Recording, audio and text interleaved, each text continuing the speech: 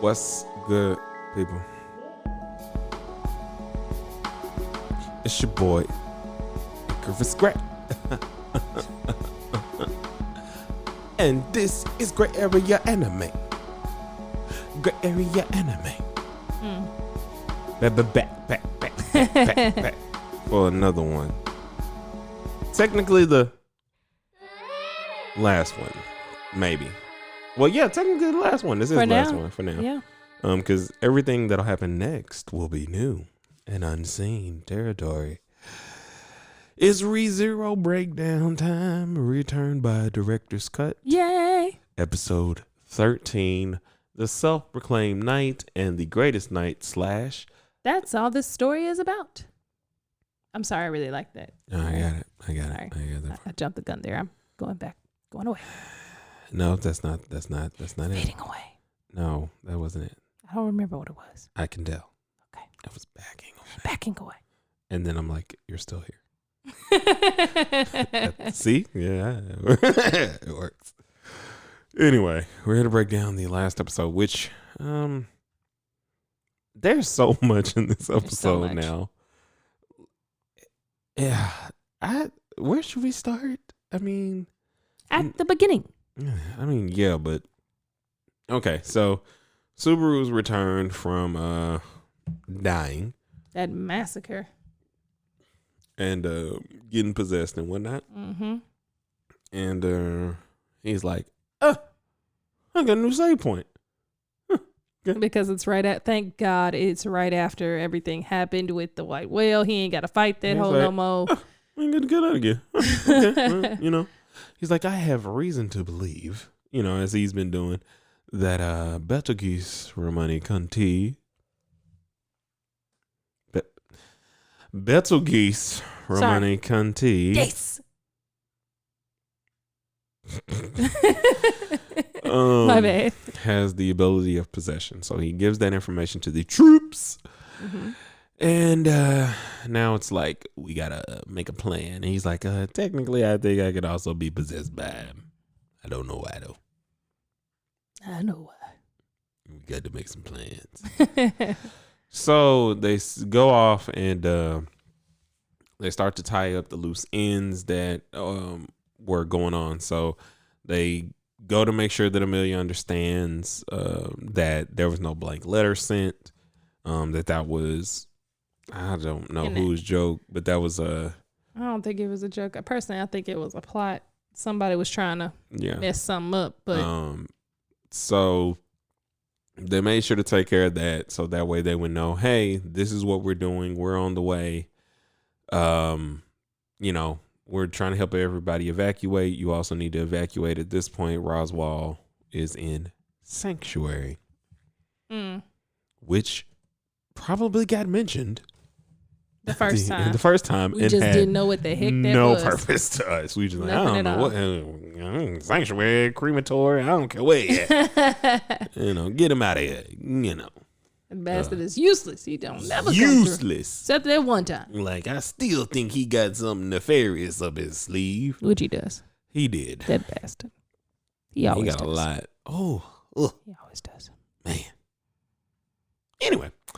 So they basically start tying up the loose ends. Subaru comes in, and there's a moment where you see that Amelia's been trying to get the people to go away to safety. Mm-hmm. Because she knew, if nothing else, that the witch's cult was coming to attack, and so she was trying to get them to safety and help them out. But because of their aversions to the half elf, they didn't want to listen to her. And you see this hooded person come in that we all know is Subaru, and have no idea why it is that Amelia doesn't know it's Subaru. Because she can't see his face, and the only reason we know is because of the jumpsuit underneath the hood. Well, no, they don't. And there's a spell on it. Well, we don't know that until later. Oh, okay. My bad. That was the whole plot point. Again, backing away. Anyway, I try to go along with the episode and not along with the fact that I'm trying to explain it. She also she's just be like, you forgot. Well, it's a lot of things going on up in this episode now. It's a lot of things. Well, there's a lot of things going on that we know now. I mean, technically, there were still a lot of things going on in the episode, but I think that ultimately this one was a doozy of information. Yeah. So, like I said, they're tying up loose ends. Subaru comes in and basically tells her, "Hey, you got to make a decision. You can do this." He's pushing her in the right direction to get her to be more confident in herself and confident in her ability to bridge the social racial gaps that are going on. So they are now able to move the villagers. They find out that, because I think, did this happen the first time or the last time? It happened the last time because the dude blew up the thing. Yes. And so they go to get everybody together, find out who the spy is, murder that man. They straight off that fool. That man got offed. He ain't gonna be in the second season. Offed. Oh, he sure ain't gonna be in. Damn, he ain't gonna be in Rush Hour 2. Yeah. Or 3. Damn, he ain't gonna be Rush Hour 3. That's my favorite line in that blooper reel. Anyway, so they take care of that, and then now comes taking care of all of Betelgeuse's fingers, so that way he has no one to possess. Thank the Lord he ain't got no toes. I'm just saying. Cheesy. I just thought about it. Like, every Cheese time much? someone says finger, they say fingers and toes, and I'm just really glad No, that they fool don't. ain't got. Yes, they do. No, they don't. Yes, they do. People No, they rarely mention fingers without saying fingers and toes. At least in my world. I don't know what kind of world you live in. That's what world I know we were talking about. This cheese world. Shut. Leaning Tower of Cheese has Eye returned. to eye. Keep it moving. So they take him out, and now it's time to confront Betelgeuse. So he walks back up on him again, and they're talking. And what causes him? What does he say to him to make him make that weird face again? When? Because the last time he told him, he was like, "Man, I used my gospel as a coffee And I threw it out. And I threw it out.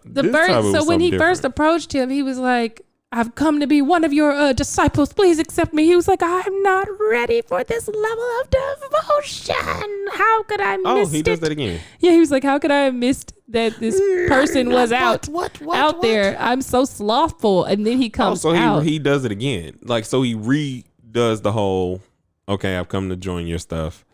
And well, the first time he didn't. Well, at least in the last episode, he didn't really come to say that he came to join. No, he did. He just then was like, "Well, where's your gospel?" Well, what happened to my gospel? I used it as a coffee coffee coaster. This time, he basically says, "Hey, I'm here," and then he asks him to present his gospel, which he knows that he doesn't have, and he turned it around somehow. Well, no, he presents his the communicators that they've been using to communicate, that they stole from the spy. Yeah, some kind of Metia. Huh?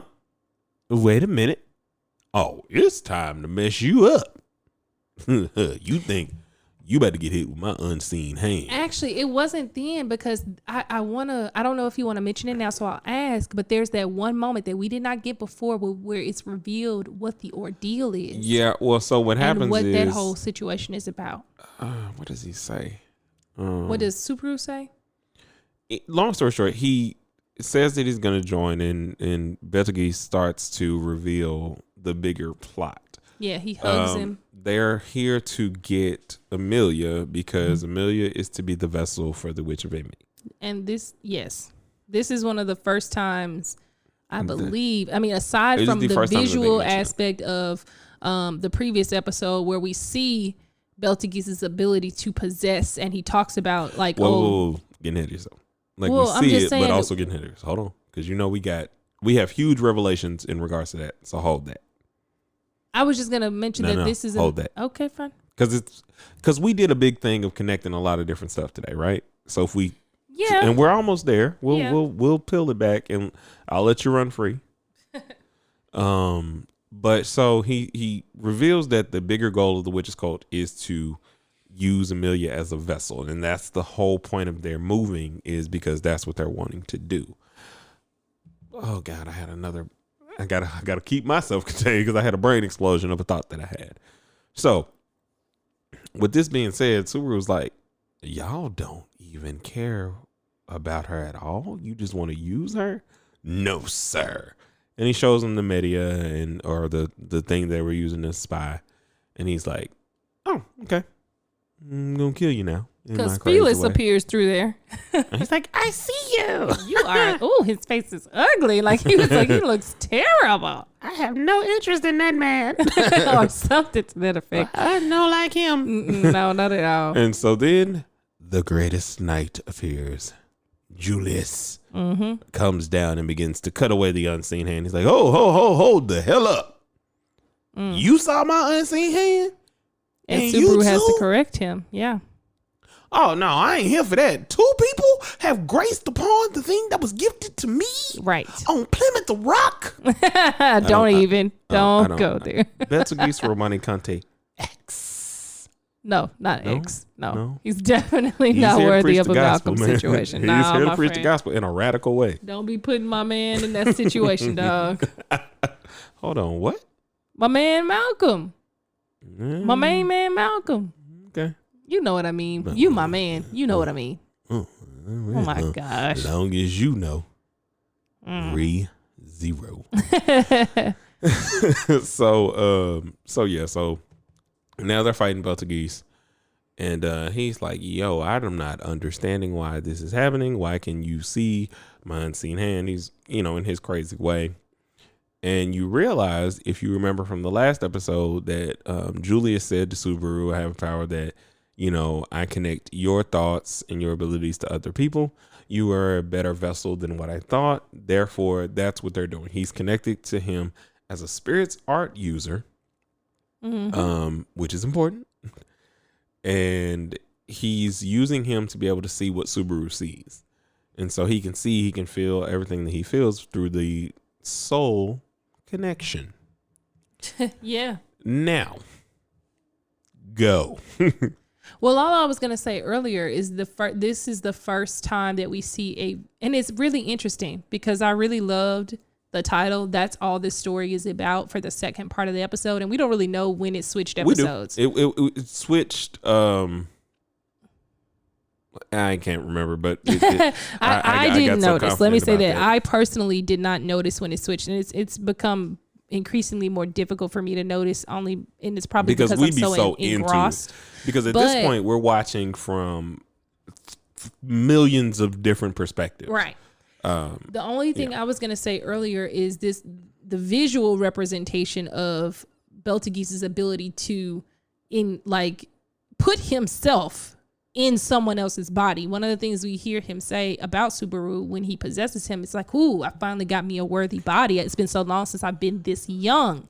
And then when he comes back and says it to Subaru, in this episode, we want to use her as a vessel. If she's worthy, then she will house the Witch of Envy. She'll be the new Witch of Envy, and you don't think about it like, oh, we're going to wake up the witch's gene in her. No, they're going to literally put the soul of the Witch of Envy in her body.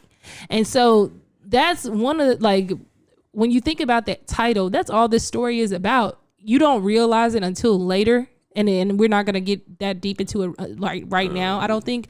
But that's all this story is about. Is you see how deep this really runs with that connection of the ability to move your soul from one body to another. That's deep. Okay. And this gets bigger because you see it in a lot of different ways. Yes. So last episode, you saw it in 2 different ways that we didn't even realize. You see it in the possession from Betelgeuse, but you also see it in Julius in being able to connect and be one, essentially with one soul. Right. In the sense that he's connecting with Subaru to see what he sees, to think what he thinks, that there's a big deal about spirits art users and their ability to form contracts with the spirits and what that inherently means and what powers and things that gives them. You also learn a lot about Roswell in this episode if you're reading, because it is a continual thing that begins to happen. Yeah. From this point forward, possession soul transfer is a very important plot device. Yes. And you must pay attention to it because it informs a lot of different things. So anyway, we fast forward. They're fighting. The fight gets a little bit more intense. Julius is getting more used to being able to see the hands. And ultimately, they slice up Betelgeuse and chop his body up. Like, this time they weren't taking no chances. They chop his body up. Well, they chop his body up. The rock falls on top of his head. It's really... Well, he makes the rock fall on top of his head because he starts throwing unseen hand around and the rocks fall on him. Oh, were you going to talk about what happened before that? I'm sorry. Because before that, he does go ahead. And this to me is the saddest part of the entire episode. Here's the part that's... until later. But yes. It wasn't sad to me just because... So what happens is when he's dead, Betelgeuse tries to possess Subaru again. Subaru, again, thinks quick on his feet and is like, you know what? Not this time. I'm going to let you meet the bitch that control me. Yeah. Excuse me. I'm going to let y'all... That gifts me. Listen, they gave me this gift or whatever. She always may get me from the last and that's what he was saying to him earlier. I think so. He was like, she literally has grabbed my heart. And he was like, you know the witch. He said, oh no, I know you ain't got her love. Like he went on a jealous rampage, and I think that's really what sent Betelgeuse off to want to kill him. I can do this, and he's like, and she pulls up on him like, you ain't who I want. Wait, no, you gotta say it right. So. Because it's such a sad moment to me. So, like he said, he says, I can return by, he starts to say, I can return by death out loud. And you know, that's when the witch comes. Like the witch comes now. Betelgeuse she basically is in comes his and body. Like, I gave you this power. You can't tell anyone about it. This is for you. I guess that's what she does. And at the same time, what she's saying to him is more like, heart. If you tell them, I will kill you.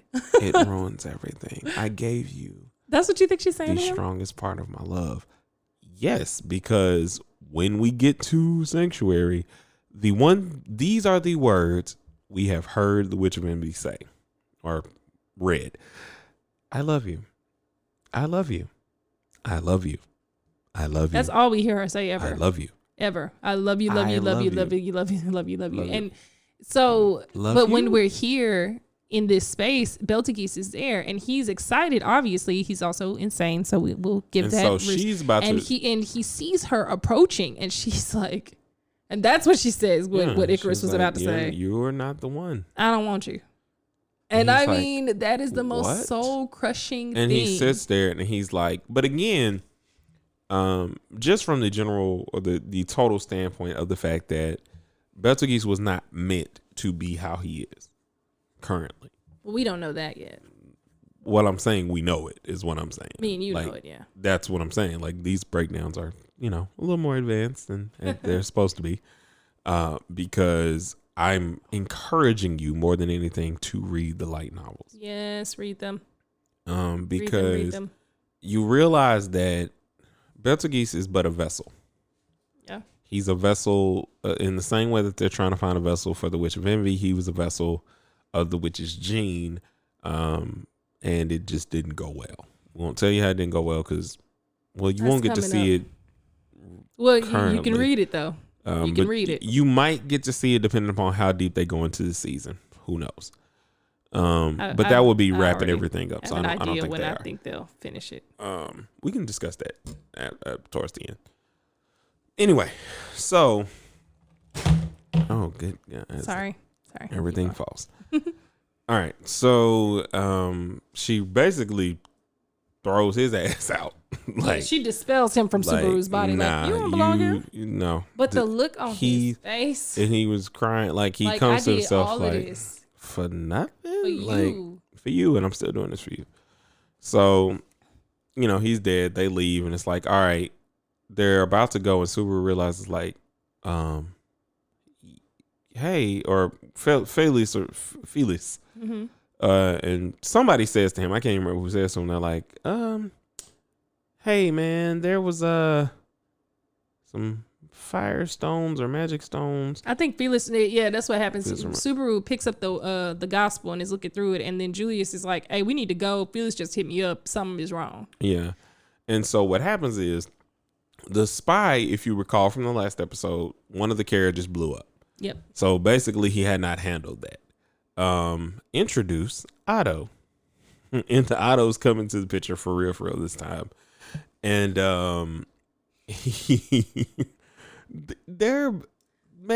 listen, Patrash is the best ground dragon in the world.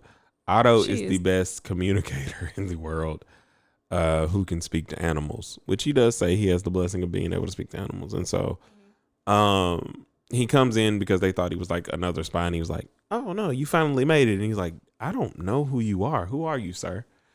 And so they start formulating a plan because they need to get to Amelia's carriage, because that's the carriage that has the bombs. Right. Amelia's carriage, which she's in with the children. Yes. With oh my God, Petra. Thank you. My brain was, because I was like, I already said Patrash, and Petra and Patrash, like the P's made me think that I had already said a P. I got you, babe. So as we beat the crap out of these mics, oh well, whatever. Anyway, so we're now rushing there. We're rushing there with 2 ground dragons, Otto's ground dragon and Patrash, and Subaru, and they are going fast. He's basically telling them where to go because he can talk to them, which is very important. Very, very important. Everything is important that you see in this anime, and reading the light novel. So they are cutting through the forest in like a Fast and Furious type way. They're like literally running down a mountain. Yeah. They go across a bridge that breaks. Oh man, it's like they're running across hauling butt. So then something starts to happen. You hear rustling in the forest, and he's like, man, the trees is talking. And all the animals is hiding. Something ain't right. Something is very wrong here. So then it turns Howling Castle. Really? That's what I got. I like it. You know what I'm talking about, though? Well. Anyway, it turns Fern Gully. Okay. Yes. You there? Yeah, I'm there. So, like, when the machine toward the end comes through and it's tearing up everything, and like them trees is just going everywhere, that's pollution. This. Fern Gully, boy. That's a real one. It's a real one. Yeah. That and the Lorax. Yes. Real ones. The Lorax will be sad. So basically, all the trees are getting torn up, and you instantly realize, there's without a shadow of doubt, you know who it is. You know who it is. But this time he creepy.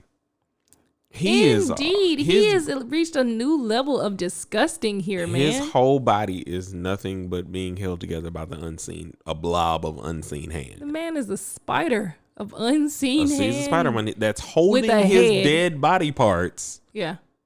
Like, and moving like some sort of spider. And Subaru's like, what the hell, How many times do I have to kill you? And I mean, he's gross. I mean, he's missing teeth. He looks like he's on meth. Is that wrong to say? He looked like he on meth. I mean, yeah, sure. We'll go with that. I mean, that's a good illustration. Really bad. Really, really, really bad. It looked like, because you remember, as boom goes the dynamite. No, God, no. Stop it. Stop it. Fine. But he's on some hardcore stuff right now. He's on hardcore heartbreak. Yes, it's so sad. It's not. It is for me. I just find that it gets nowhere sad until later. And even then, I still don't feel sad. Poor man. Somewhat. I feel sad for him. So, basically, okay, so now he's attacking. And Subaru's like, what the crap, man? Just run, Otto. Don't look back here. Because if you look back here, it's going to be messed up. But that makes me want to look even more. Like, their banter is so great. Is the best. So good. They just have a way of, these unique characters and their relationship to Subaru and how they act with him is amazing. Yeah. This episode is a pure example of that. So he's fighting Betelgeuse. He ends up throwing some oil on him because that's what Otto was carrying as his trade. He had bought a whole lot of it. And he made a bad decision. He made a very bad decision. He's a terrible merchant, or so he feels. He's really not, but he's okay. But he's really great. Mistakes. He just he makes risks. He takes risks. He takes the wrong risk. So after pouring the oil on him, he lights him on fire. How did he light him on fire? Oh, he had a little bit of a magic from Julius. So he lights him on fire, and he's still holding on. Yeah. He is still yet holding on. To which at that point, Subaru had the gospel. Yes. He throws the gospel, and when he throws the gospel, he looks up and Beltagis looks up. Yeah. He gets his eyes back for a second because he has, he's able to remember the gospel and think about the things in it and what it was leading him to and so on and so forth. And as we've explained to you before, the gospels are basically like future sight and gives them like a little bit of like, okay, be here at 6:00. Doesn't tell you what's going to be, what's going to happen, how it's going to happen. You just need to be here at 6 and you need to slash your sword to the right. Depending on whose gospel it is. Like sometimes it's a little more descriptive, but other times it's not. Yeah, but for the most part, it's still only going to go up to a point. Yes. It's not going to tell you everything, that person's motivations, their person's thoughts. It's just going to tell you these things are going to happen. They will be thus. So, how did they blow him up? Blow who up? Beltagis. Well, what happened is, okay, so he was on fire. He was on fire. Then he threw the... While he was distracted, Subaru punched the fool out of him. Yeah, and then... The book flew back. Yeah. And by then he had that blood on his hand, which before then, so he does all that, takes the gospel. Well, he punches him. He lights him on fire, punches him, pulls out the gospel, writes on the gospel. No. He punched him. The gospel comes back. When he catches it, by the time he comes back, and this is what I was just about to say, we argue, me and Icarus, about whose blood it is. I personally believe it's the blood from Beltagis' face. Icarus believes that he cut his hand when he punched Beltagis. Either way, he uses the blood that was on his hand, and he writes in the gospel. And I think he wrote the characters for the end. He wrote like "Get out of here" or "This is over" or something. It's over or something like that. Yeah, it was something like that. And when he shows it to Beltagis, he stops, I think. He doesn't stop a little bit because it's when he throws it. Because this is what I was saying. And so here's the chain of events. So he pours the oil on him, lights him on fire. Gospel punches him, gets the gospel, writes on the gospel, throws the gospel. When he throws the gospel and he's looking at the gospel and he's going back from the thing, he uses the fire magic that Julius had gave him from La, and he blows up. That's what happens. Like it's not the way in which I think, because we are focusing so much on whose blood and this, that, and the third, we're making it somewhere different in the sequence of events. Anyway, he blows up, and now it's like, all right, last thing we got to do is I got to save Amelia. So he runs and gets to their carriage. They have not seen each other in a while, since the Capitol at this point.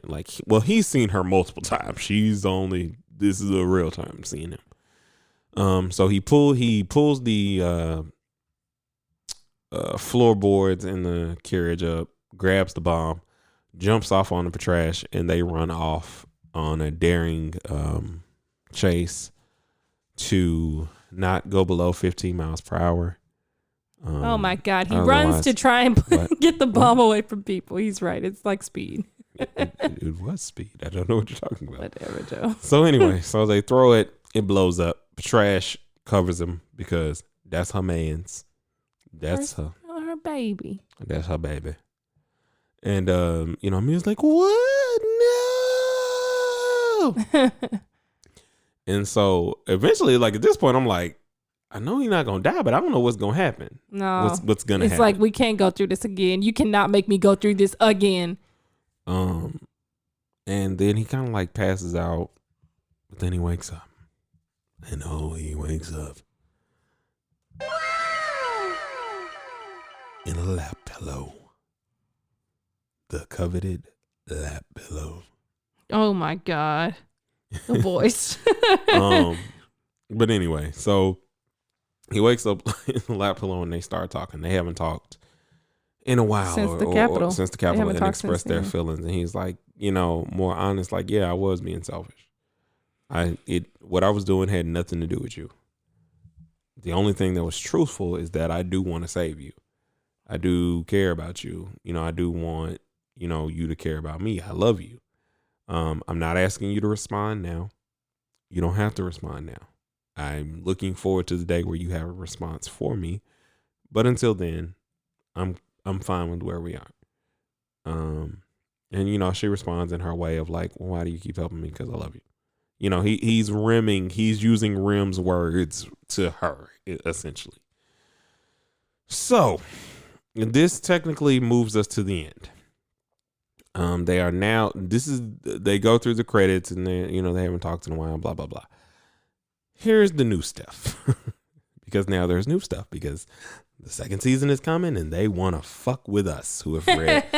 And there's episodes where I cuss. And I honestly didn't know how they were going to do it until the credits. And when I saw what was happening, I was like, no, you knew way before me. I did not know. But you knew. I didn't know how they were going to. I knew they were going to do it. Well, because I stopped and I said, oh, come the fuck on. And I was like, and I think it was before I like said it. I don't remember. I was like, they're going to do it right. They're going to do this to us. It's coming. Nah. But I thought they would do it from their perspective. I did not think they would take Subarus.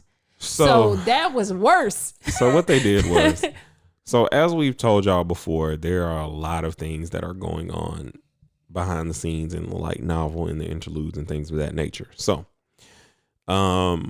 they're riding in the carriage with the new scene that is called, what was the end of it? Remember? I think it's called, well, in the light novel, I think it's called a scene in the carriage, or something like that. Memories in the carriage, or something along those lines. I think that's what the episode is called. But anyway, something in the carriage, doesn't matter. Mm-hmm. So, Petra and Subaru and Amelia are now having a conversation. Petra grabs Subaru's arm and she's like, You've been with her long enough. You've been with her long enough, fam. Like, basically declaring her 9-10-year-old, however old she is, love for Subaru. Talking about you is not gonna take him from me. Just get in line. Okay? And so at this point, Amelia's like, hold on, fam. But she's doing it in a way of like, you're making fun of me and challenging me for whatever reason, and I'm not having that. Yeah, she coming directly at her, and Subaru's like, you don't have to listen to her. She's a little girl. Amelia said, no. No, what she says you can't let this get out of control. You got to deal with this now. Because she said, you're playing with me.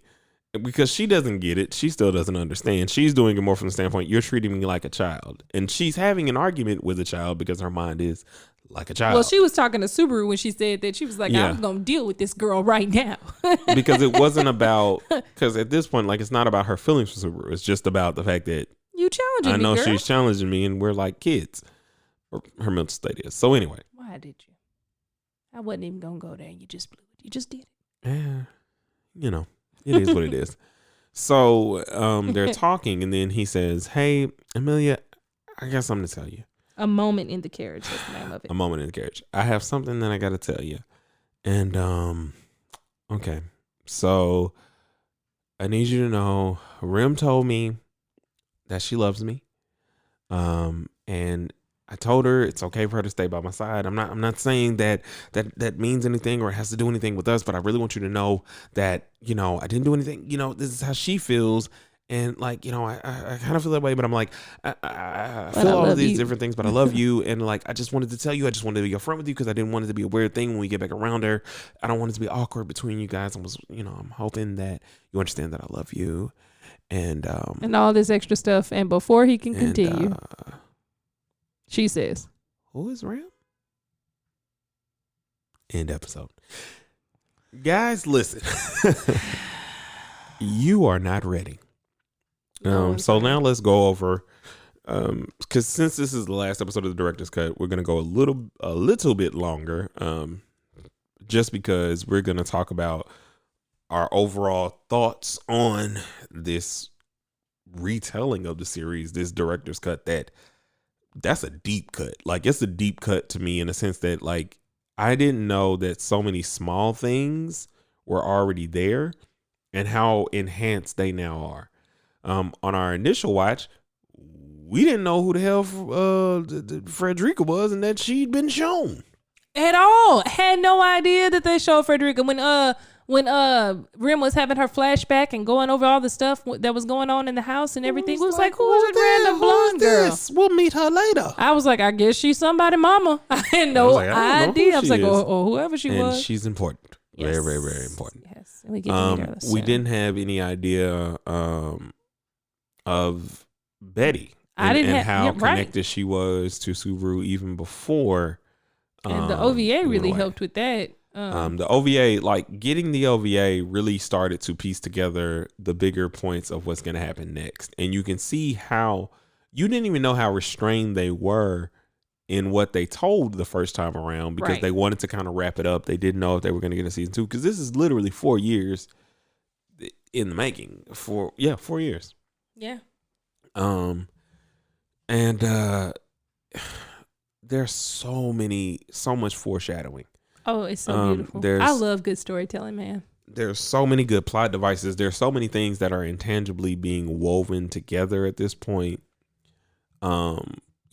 Is return by death a form of like soul possession? Is he transferring himself into vessels that are appropriate for him? Is he really restarting time? I hadn't even thought about that.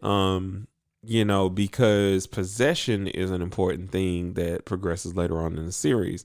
There are huge fights in the series where, much like Betelgeuse, the body and everything has been destroyed, and yet they move.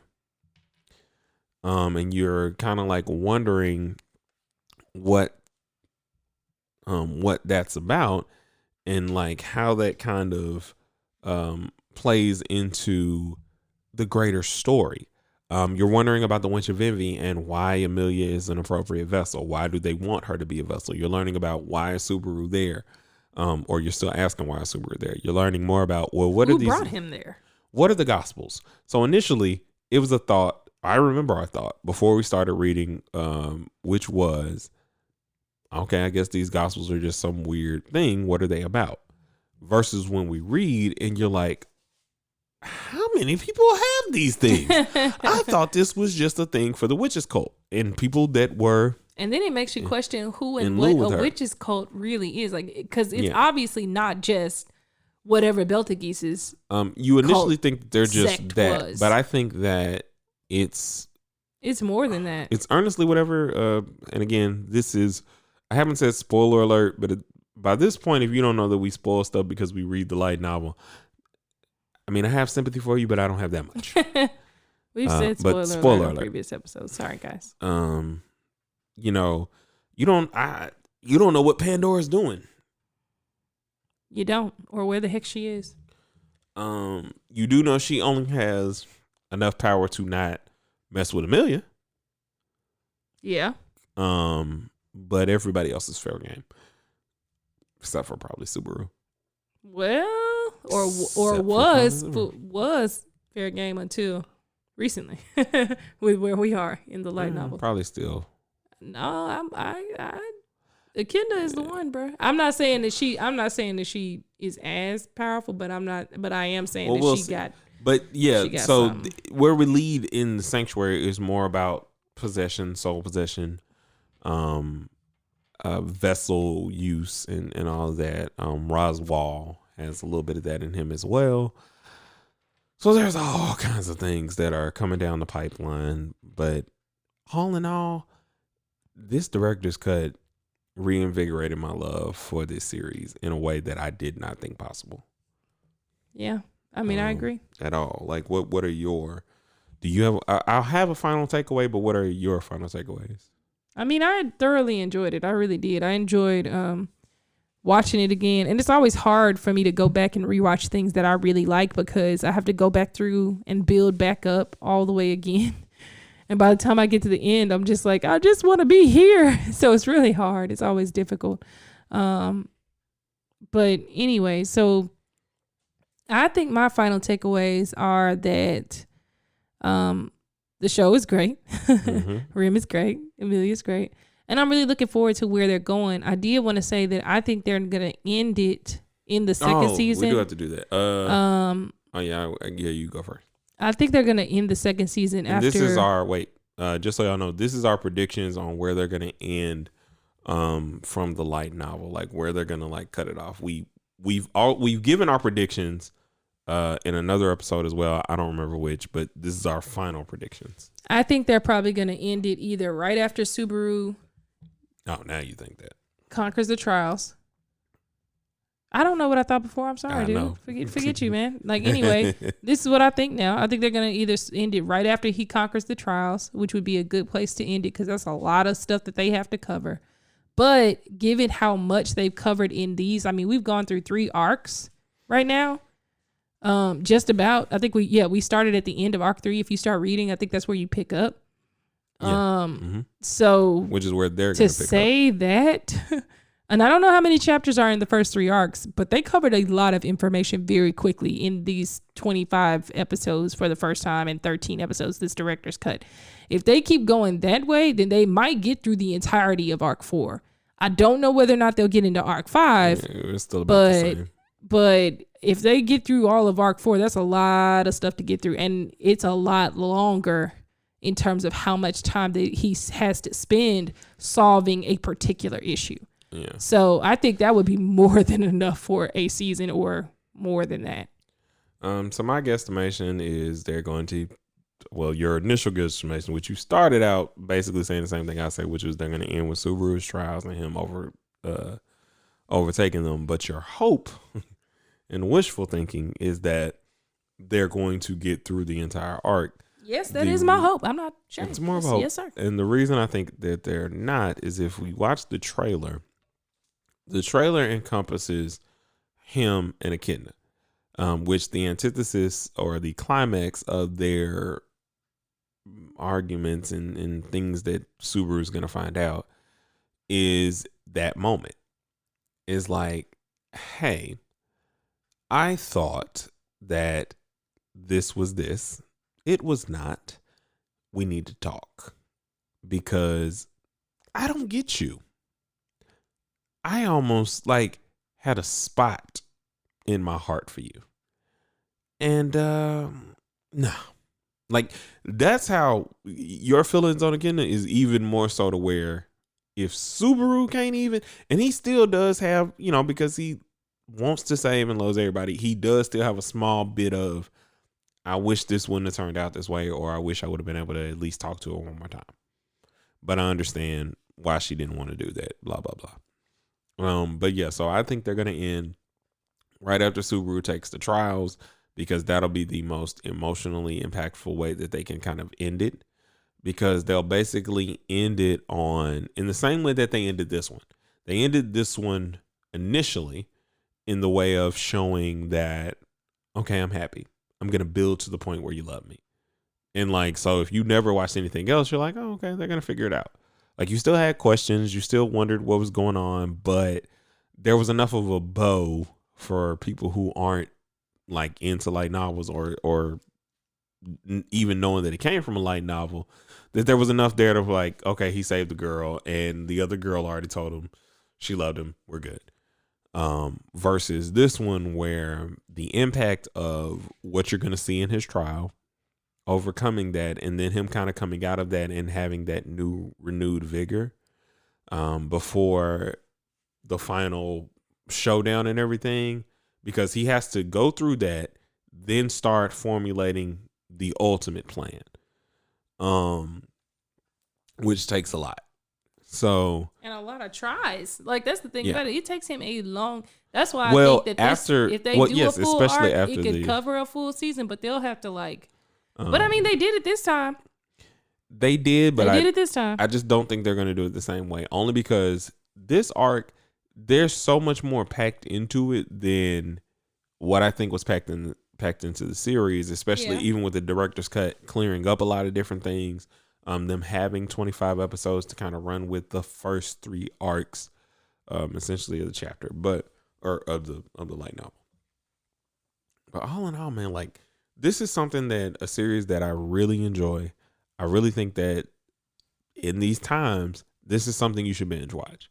This is something that, if you feel like with everything that we've said, there's still more information. Literally, and it's good information. It's not like, okay, I'm gonna get lost in this Game of Thrones trying to remember who belongs to which house, this, that, and the third. No, it's very poignant. It's very good. It's very elegant. I think it's very well presented in a way that will delight you. So I encourage you, please go and watch the director's cut. Leave down in the comments what you think about it. Let's talk about it. Let's discuss our theories. Let's, increase the knowledge of what's to come, what we think is to come, and what we're going to see from the anime. So, do your thing. If you would like to contact Icarus, you can get at him on Instagram at Icarus_Gray. You can also follow him on Twitter at Icarus Gray. You can follow me on Twitter at Prima Diva, or you can follow me on Instagram at Prima Diva Red. I promise I will come up with some more content on there. Twitter is really where I'm at. In the meantime, please like, share, and subscribe. Post some comments. Let us know what you think. Submit any anime that you'd like us to take a look at or get into, or any questions that you have. We would love to get in touch and talk back with you. Okay, we'll see you guys next week. Big thing, make sure you check out the YouTube channel. There you have some content coming. I want to say Monday or Tuesday. Don't quote me, but Monday or Tuesday we're gonna have some content. We're gonna start delving out some content. We're building up more content for you guys, more anime breakdowns, more we're gonna have a lot of anime and chills, because we want you to have some things while you're being safe, and social distancing and all that whatnot. So please come back, join us again. We'll have more for you. We'll see you next week, or see you next time. Peace.